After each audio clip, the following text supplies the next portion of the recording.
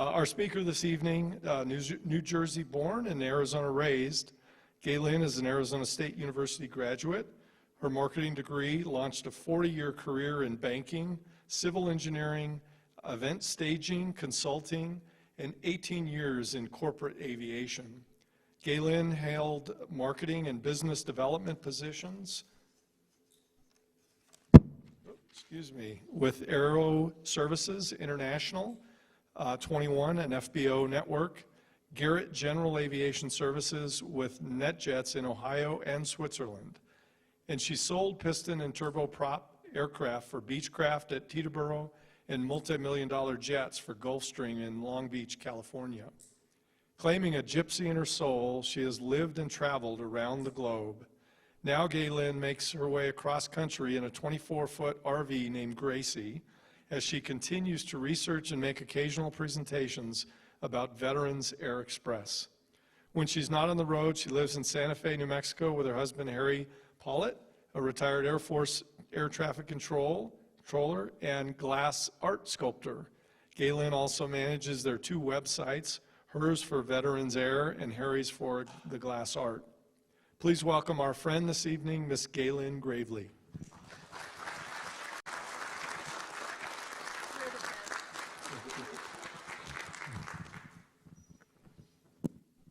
Hello there.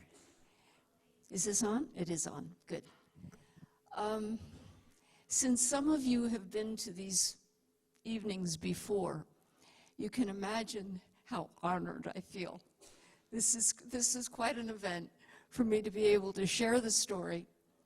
Hold on a second. Okay. And what's running behind me right now is film footage from a flight that the company did. And by the way, you'll hear me call it my company. It used to be my dad's, but throughout the research, it has definitely become my dream as well. And this footage is from a contract that we held with United Nations, which we'll get into in the story. And it was retrieved, this is one of our crews, disembarking in Prague, having just landed to deliver war relief. Actually, they were hatching eggs, and that's part of the story too. So it has no voiceover. One of these days, I may get around to putting one to it myself, but it's from a Steven Spielberg archive that he got from a Holocaust museum. So I'm going to see if I can move on from this. Whoops. Oh, it even goes backwards. Terrific. This is where we are at the Aviation History Speakers Series.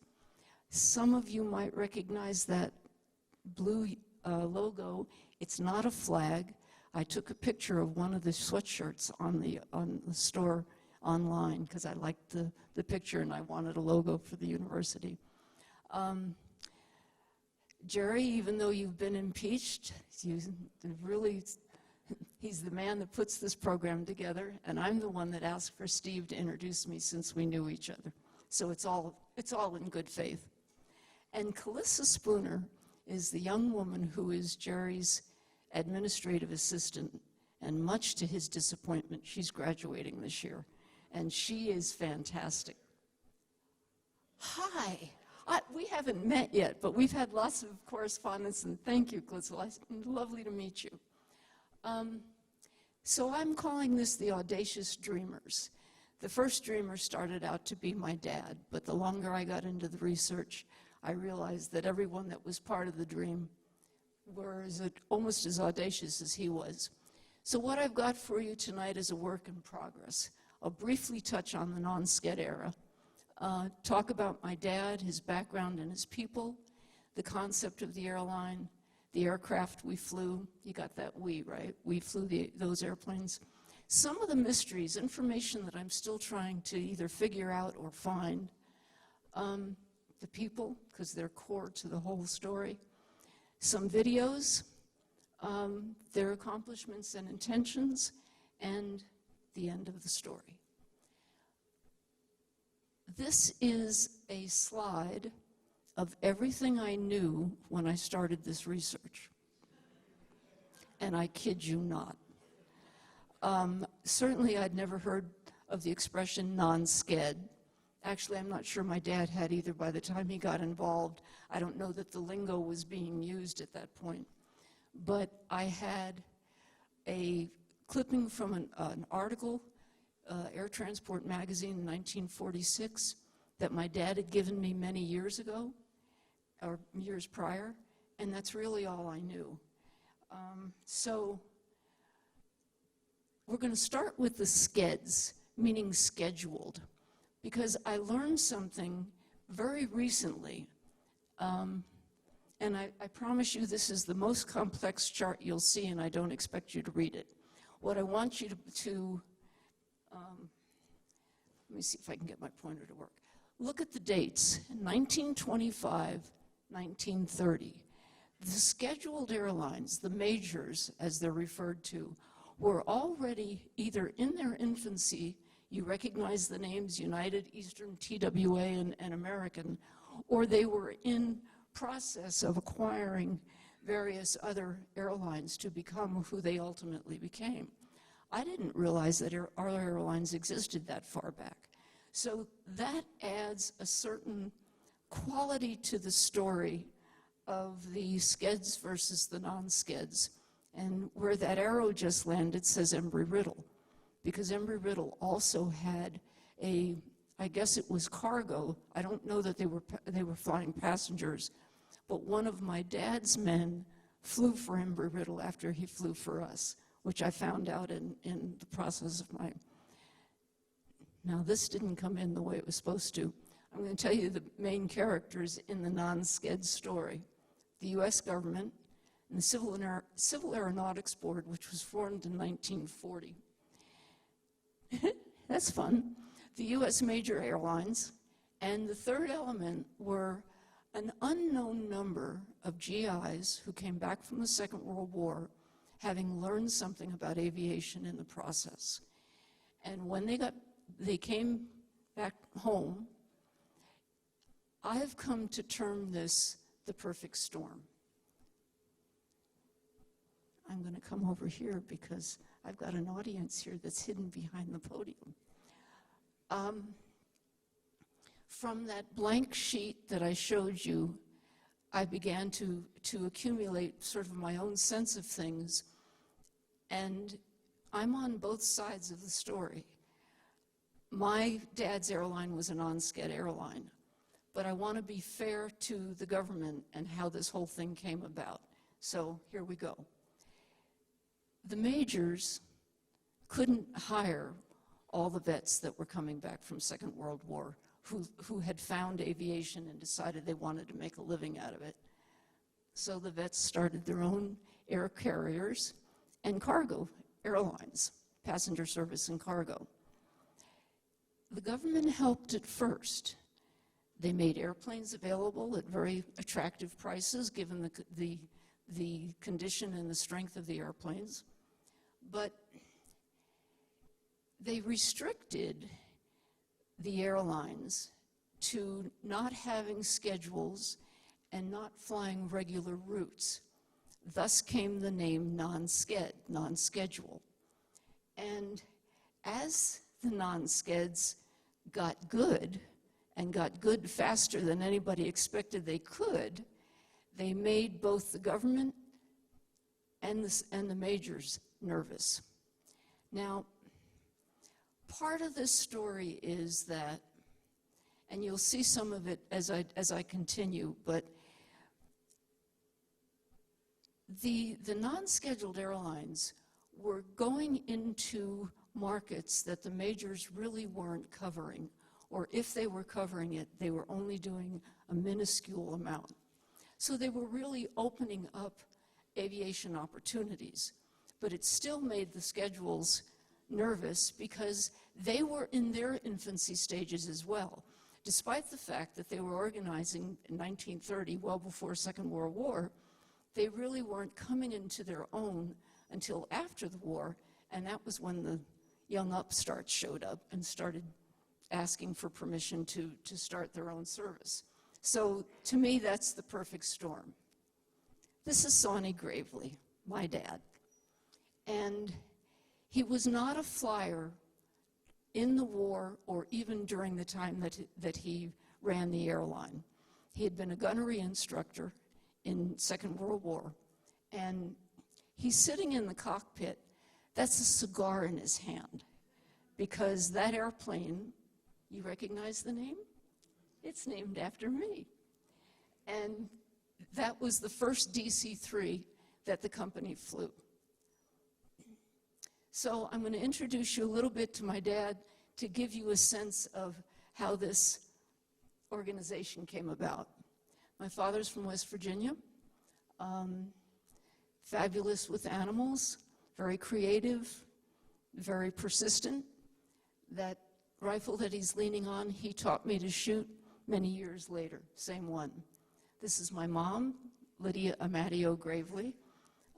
They were married while Dad was still in service, and they spent their honeymoon at Tyndall Air Force Base. She actually lived on the base with him after they were married. For those of you that love vintage airplanes, that's a Stinson Reliant, a Gullwing. And that was the airplane, the first airplane my father bought, and was the first airplane I ever flew in, and I was about 4 years old. I was hooked. I've always been Daddy's little girl. And I'm a bit of what I refer to as a late bloomer. I learned to fly myself. I didn't start till I was in my 30s, and I took my father flying. I was living in New Jersey. He was in Arizona. We went out to the Mesa Airport. We rented this Cherokee 140. He talked to everybody on the airport, none of whom he knew. And it was, this is my daughter, and she had been flying with me since she was knee-high to a grasshopper, and she's going to take me flying today. It was a proud day for both of us. This is one of my favorite pictures. This is an early group of the gentlemen that joined up with my dad with the airline. I like to say they look like they just stepped off the cover of Esquire magazine, and they all went to the same haberdasher. It's a DC-3. I believe it's the first cargo flight that we brought into Newark. Important point. They were based at Newark, New Jersey. They also positioned out of Teterboro. It was easier to get landing rights at Teterboro than it was in Newark. You'll see that the photo still has unidentified gentlemen, and that's because I am still in the process of research. Let's see what comes next. Anybody home? Did I turn it off? I bet I turned it off. Canon. He's my tech upstairs. See what this button does. Got it back. I hit the off button, sorry. There we go. There's still many of the employees that I have to identify. But this article, and I'll put it up in print so it's easier to read. This is May of 1946. We were established at the end of 1945. So at that point, we had 25 pilots, 23 of whom had received the Distinguished Flying Cross, 96 Air Medals, 72 Battle Stars, 3 Silver Stars, 7 Purple Hearts, and 1 Croix de Gueux. If I pronounced that incorrectly, and I'm sure I did, I apologize. And 60,000 flying hours between them. This was a worthy group. So here's the concept, what my dad had in mind for this airline. Meeting a lot of vets that came back, as we've already talked about, that didn't have jobs, that wanted to be in aviation. A lot of war surplus airplanes. We chose to fly the DC-3s and 4s. That is the Gaye Lyn, while she was still in her Army drabs before we painted the aircraft. The gentleman standing under the prop is Robert Chambers, and he became our DC-3 chief pilot. This is one of the DC-4s, the first one, and her faithful companion, the Esso fuel truck. This was probably taken at Newark. It might have been taken at Teterboro, but I think it was taken at Newark. For those of you that see the tail number and say, why the X? X stands for experimental, and we needed to get the airplane flying sooner than it was going to go through all the various ropes of registration. And because we were working with the United Nations, I guess they pulled a couple of strings, and we flew this airplane for almost a year with the X still on the tail. So those were the first two ingredients. The third ingredient is a bit of a mystery to me. My dad wanted to fly perishable produce from producer to market, from grower to market. I failed to tell you that he was 22 years old. I recently learned that he finished 3 years of high school. That was it. And yet he had the gumption to, my mom and dad were living in New Jersey by this time, he's out of service. He went to the wholesale produce area in Newark and went into Brenner Produce. He knew nobody there, said he wanted to talk to the owner. And 3 hours later came out, having convinced the two owners, Arthur and Nellie Brenner, and the attorney for the company, that flying fresh produce was a good idea. And Brenner helped him drum up business from other produce wholesalers. And Brenner and the attorney there did our articles of incorporation and turned us into an actual company. So that's the 30,000-foot level of Veterans Air. By the way, it was one company that flew under two names, Veterans Air Express, which is the name that I tend to use more, and Veterans Airline.